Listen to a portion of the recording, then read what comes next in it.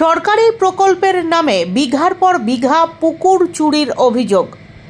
প্রশাসনিক একাধিক দফতরেও অভিযোগ জানিয়ে মেলেনি কোনো সুরাহা।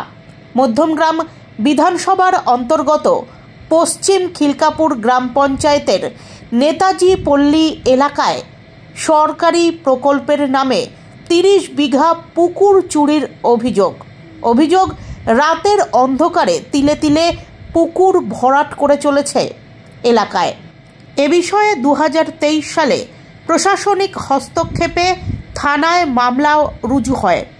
কাজ বন্ধ হয়ে গেলেও চলতি বছরে ফের নতুন করে শুরু হয়েছে পুকুর চুরির কাজ। তিলে তিলে অধিকাংশ পুকুর ভরাটের কারণে এলাকায় জলযন্ত্রণার সম্মুখীন হচ্ছে স্থানীয় বাসিন্দারা।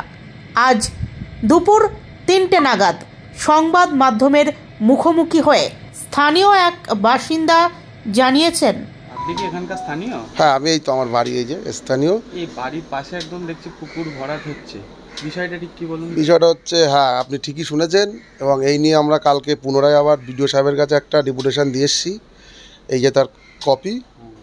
এবং বিষয়টা হচ্ছে, বিডিও সাহেব বললেন পুনরায় সে দেখবেন, এবং আমরা সকালবেলা গিয়ে ওখানে একটা প্রজেক্টের নামে 15 থেকে 17 বিঘে পুকুর ভরাট হয়েছিল, সেটা নিজেরা ফিল্ডে গিয়ে দেখে এসেছি। প্রজেক্টের সঙ্গে ওই জমির ভরাটের কোনো সম্পর্ক নেই। প্রজেক্টে যাতায়াতের রাস্তা আছে, কিন্তু এরা প্রজেক্টের নাম করে মানুষকে বোকা বানিয়ে 15 থেকে 17 বিঘে পুকুর অলরেডি ভরাট করে ফেলেছে।